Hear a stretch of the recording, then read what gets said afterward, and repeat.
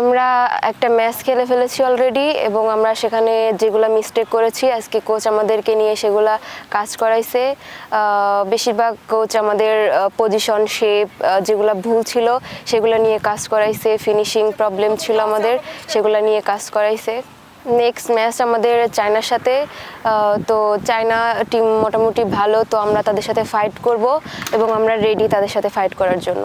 গতকালকে রিকভারি সেশনের পর আজকে আমরা আবার ট্রেনিংয়ে আসছি এবং গত ম্যাচে যেই ভুলভ্রান্তিগুলো ছিল ট্যাকটিক্যালি যেই প্রবলেমগুলো আমরা ফেস করেছি, মেয়েরা যে ভুলগুলো করেছে, কোচ আসলে স্পেশালি আজকে ওই ভুলগুলো কিভাবে শুধরানো যায়, ভুলের পরিমাণ কিভাবে কমিয়ে আনা যায় ওগুলো নিয়ে কাজ করেছে।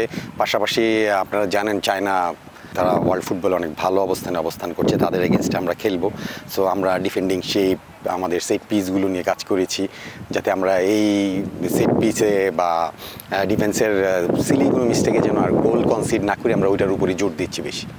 না, আলহামদুলিল্লাহ আপনারা জানেন আমরা বেশ কিছুদিন ধরেই থাইল্যান্ডে অবস্থান করছি। প্রথম আমাদের খুবই কষ্ট হয়েছে গরমে, তো এখন মোটামুটি আমরা মানিয়ে নিয়েছি। তো আসলে এটা কোনো এক্সকিউজ না, আসলে গরম আমাদের জন্য গরম, চায়নার জন্য গরম হবে। সো মেয়েরা এটা নিয়ে আসলে চিন্তা করছে না। মেয়েদের স্বাভাবিক খেলাটা যদি খেলতে পারে আমি আশাবাদী ভালো কিছুই হবে ইনশাআল্লাহ আগামীকাল।